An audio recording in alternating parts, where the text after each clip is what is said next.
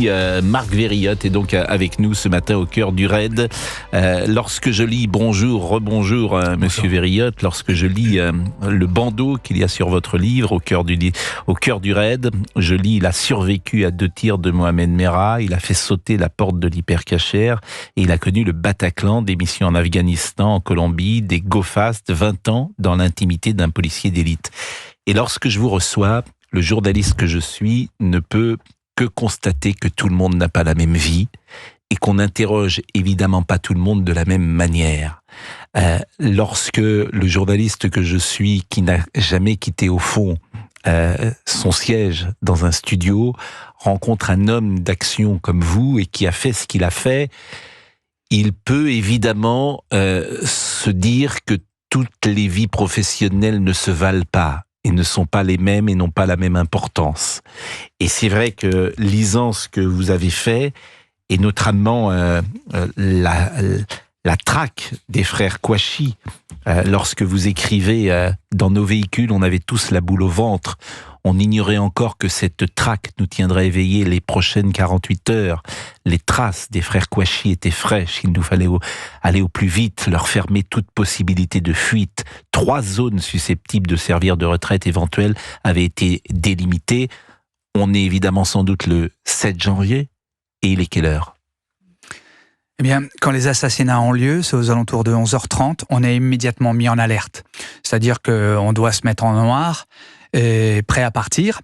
D'habitude, on va à la salle de réunion pour faire un dernier briefing.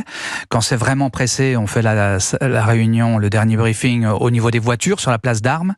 Mais là, on n'a même pas pris ce temps-là. On est monté dans les véhicules et on est tous partis en convoi direction Charlie Hebdo. On savait que le briefing allait avoir lieu dans la voiture, par radio. Et à mi-chemin, on a été déroutés et on nous a envoyés dans la région de Reims, où était l'environnement familial des terroristes. À partir de là, on a cassé des appartements pour avoir des indices. Et puis après, on a été en attente et on a suivi toutes les indications. C'est vrai qu'il y a eu 3 services de police judiciaire mis en œuvre. La SAT, c'est-à-dire l'antiterrorisme parisien, la SDAT, la sous-direction de l'antiterrorisme au niveau national, et la DGSI. Donc ça faisait beaucoup d'enquêteurs. Et nous, on était le bras armé.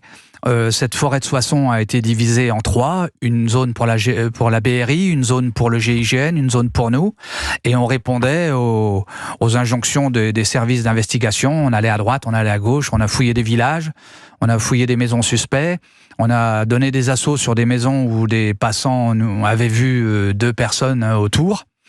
Et puis voilà, les 48 heures se sont passées comme ça, on n'a quasiment pas pris le temps de manger, boire et dormir. Alors dormir, c'est ça qui est toujours étonnant d'ailleurs. Vous êtes combien d'ailleurs à ce moment-là ?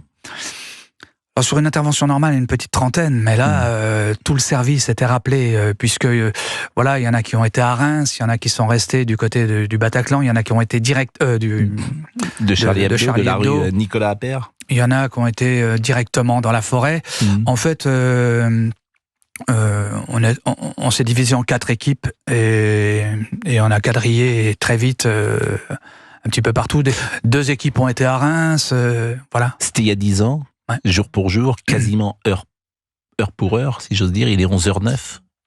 Donc l'attentat avait eu lieu, je pense, ou en tout cas... Oui, c'est ça, vers 11h30, je crois. Et évidemment, 10 ans plus tard, ces minutes-là ne pèsent pas de la même manière dans votre vie. Elles sont inscrites et peut-être chaque minute, vous vous souvenez à 10 ans d'écart de ce que vous avez fait. Bien sûr. Surtout, on n'était pas surpris, nous, parce qu'on était confrontés à cette problématique-là depuis déjà pas mal d'années. Les anciens, parce que moi je suis arrivé au raid en colonne d'assaut en 98, mais en 96, les anciens avaient déjà été confrontés au terrorisme islamisme en 96, notamment avec le gang de Roubaix. Donc il y avait eu parmi nous un blessé très grave qui avait pris une balle de Kalachnikov dans la poitrine et une dans la bouche. Donc voilà, ça c'était 96. Après il y a eu tous les attentats, puisque nous, même quand ça ne nous arrive pas à nous, on s'y prépare. C'est les attentats d'Espagne, RER, en Turquie, à Moscou, le théâtre, enfin bon. Et puis après, c'était revenu sur nous en 2012 avec Mera.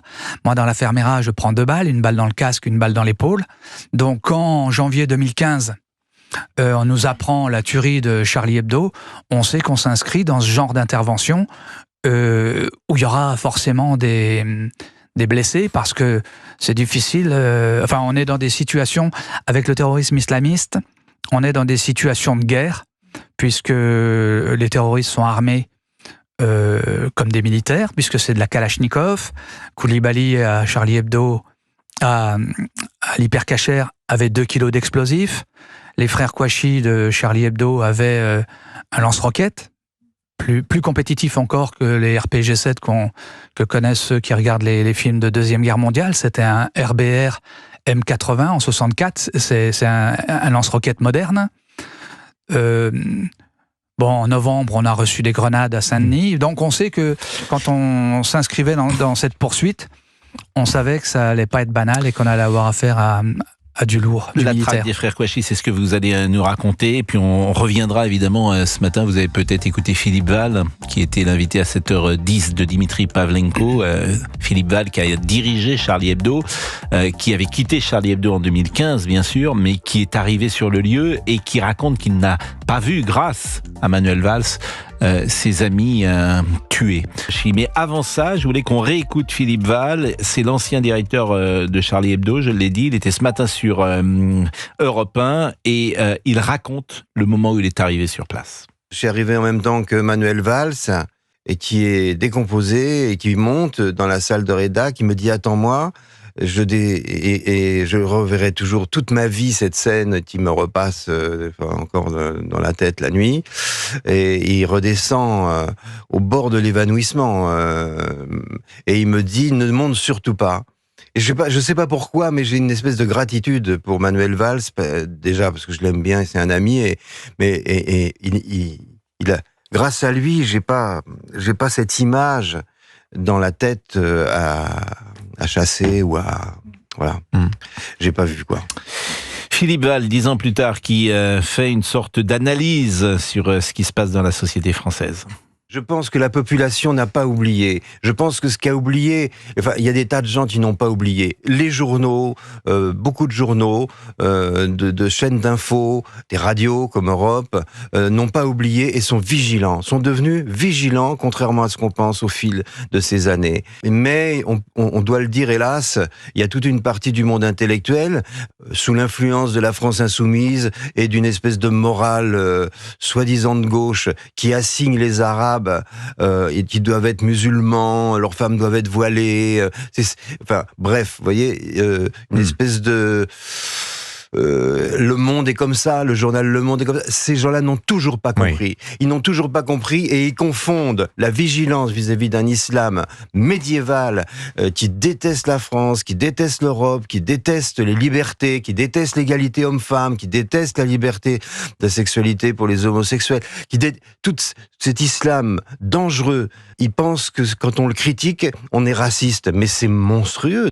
Il faut beaucoup de courage aujourd'hui pour dire ça dans l'espace médiatique, et Philippe Val en a beaucoup, et puis il a une autorité aussi intellectuelle, morale, qui lui permet de dire ces choses-là, et espérons qu'elle soit entendue. Manuel Valls, c'était à l'époque Premier ministre, il est ministre des Outre-mer aujourd'hui, et il s'est exprimé sur RMC.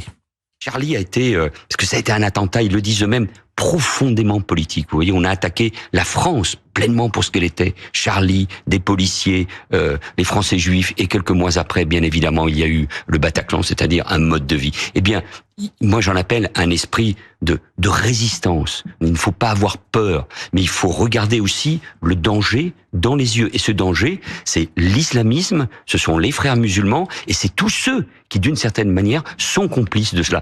Mais tous ceux, faudrait peut-être aussi les nommer, les tous ceux. Et c'est là que le débat commence. Philippe Val, il les nomme, les tous ceux. Et le ministre Manuel Valls, peut-être peut-on l'interroger sur ce sujet. Je vous propose d'écouter François Hollande en 2015, quelques heures après l'attentat de Charlie Hebdo. Cette fusillade d'une violence extrême a tué 12 personnes et en a blessé plusieurs. Des dessinateurs de grand talent, des chroniqueurs courageux sont morts. Ils avaient marqué par leur influence, par leur insolence, par leur indépendance des générations et des générations de Français. Je veux ici leur dire que ce message de la liberté, nous continuerons à le défendre en leur nom. Et puis écoutons Jean-Luc Mélenchon, ce qu'il disait en 2015, et voyons comme les choses ont changé. À l'époque, il était ami de Charbes, qui est l'une des victimes de l'attaque, et il lui rendait hommage. Charbes, tu as été assassiné, comme tu le pressentais, par nos plus anciens, nos plus cruels, nos plus constants, nos plus bornés ennemis. Les fanatiques religieux, crétins sanglants, qui vocifèrent de tout temps, à bas l'intelligence, vive la mort. Charbes, ils n'auront jamais le dernier mot, tant qu'il s'en trouvera pour continuer notre inépuisable rébellion. Et il s'en trouvera toujours, parce que tu as fait ta part du travail pour qu'il en soit ainsi, ton crayon à dessin entre les dents. Sauf que l'ancien homme politique humaniste et hérité du siècle des Lumières a compris qu'en flattant un certain électorat, il pourrait gagner des voix, d'où le changement de ton, de style et d'esprit de Jean-Luc Mélenchon. Je le répète, nous sommes ce matin avec Marc Vériotte et nous parlons des frères Kouachi, puisque vous étiez à l'époque dans le raid, au raid, et vous nous expliquez ce qui s'est passé, 48 heures durant lesquelles vous n'avez pas dormi. Vous nous avez dit combien les frères Kouachi étaient armés lourdement, et on en arrive évidemment à cette traque finale. Les frères Kouachi ont fini par être repérés vendredi 9, en début d'après-midi.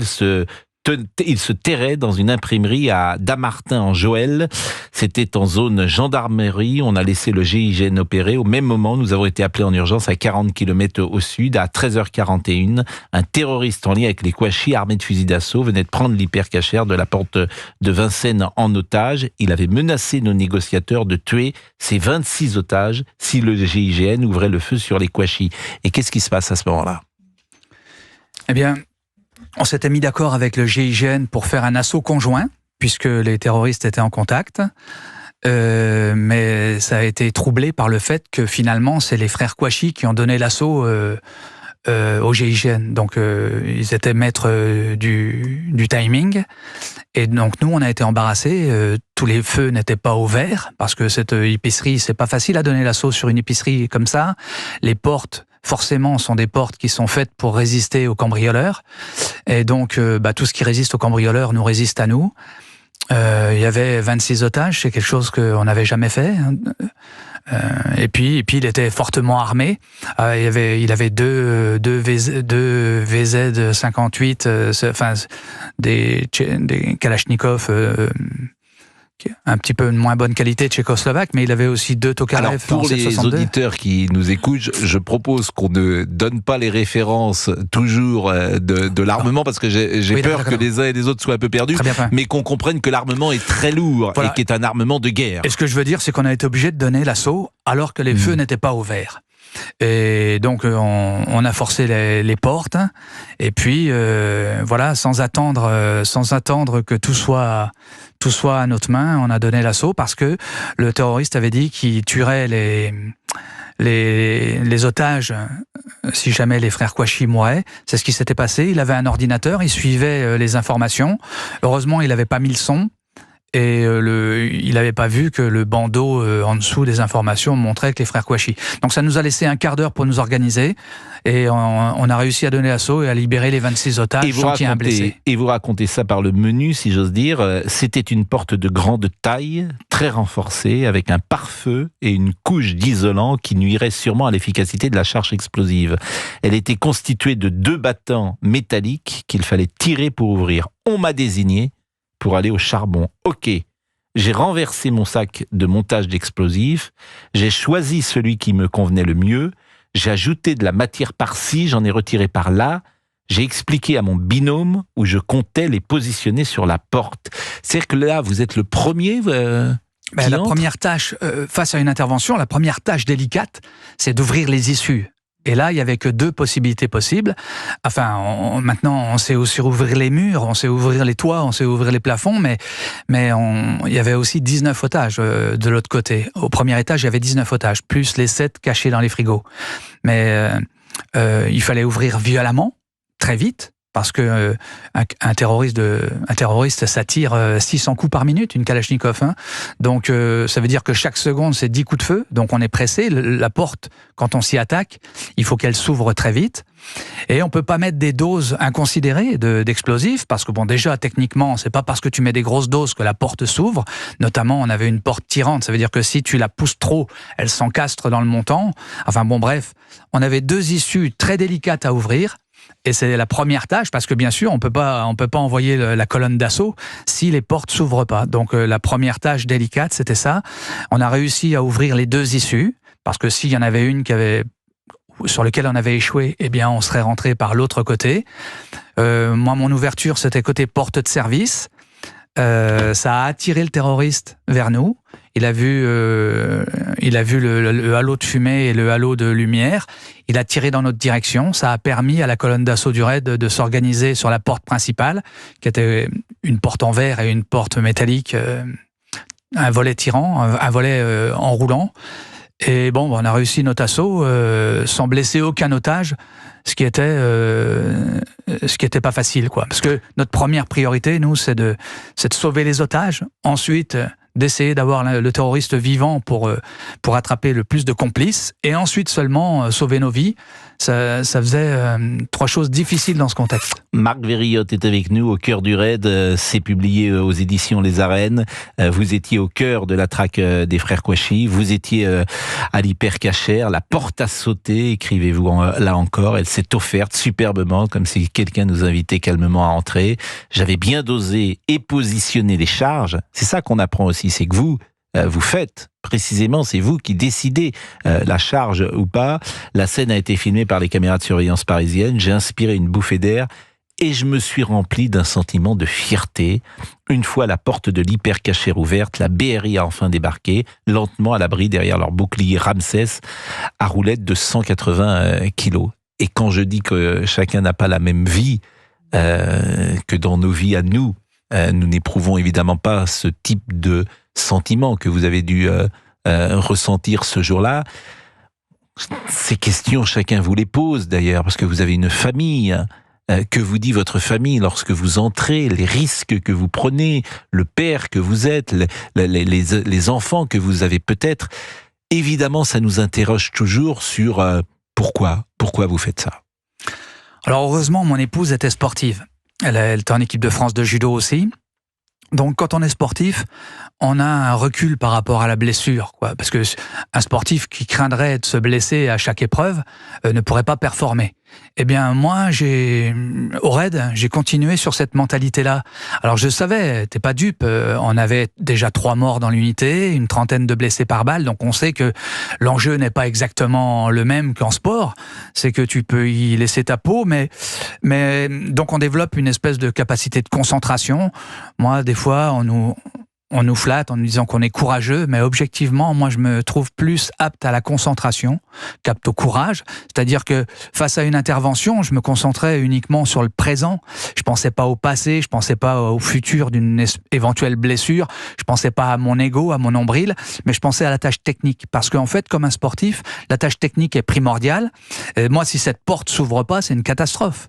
Donc, en fait, il faut se concentrer, il faut avoir 100% de son cerveau orienté sur cette porte qu'on doit ouvrir, et ça permet de ne pas laisser de place aux émotions, à la peur de se blesser, à la peur de perdre son épouse, ses enfants, et ça aide, savoir bien se concentrer sur le présent, aide à agir, mais je pense que c'est dans tous les métiers, même si les enjeux sont pas les mêmes. Oui, les enjeux ne sont pas les mêmes, parce que l'erreur, si nous faisons une erreur avec Géraldine Amont à ce micro, mais surtout elle n'a aucune importance. Elle n'a aucune importance. C'est-à-dire qu'on va se tromper d'un bobino, on va lancer une pub à la place d'autre chose. Elle n'a aucune importance. Si vous vous trompez sur la charge ce jour-là, si vous n'évaluez pas précisément ce que vous devez faire, si le professionnel que vous êtes est peut-être moins aguerri ou moins expérimenté ou moins bon tout simplement, les conséquences sont dramatiques. Oui, exactement. Alors là, faut être aussi des grands professionnels. C'est ça que je veux dire. Au-delà de la psychologie, au-delà du caractère, oui. vous êtes un grand professionnel. Moi, c'était devenu une obsession, c'est-à-dire que oui. je pouvais pas aller chez des amis sans discrètement regarder la porte en me disant comment je ferais pour l'ouvrir. Je pouvais pas me promener dans Paris sans voir une porte en me disant combien je pourrais mettre, où faudrait-je mettre. Parce qu'en fait, les portes sont...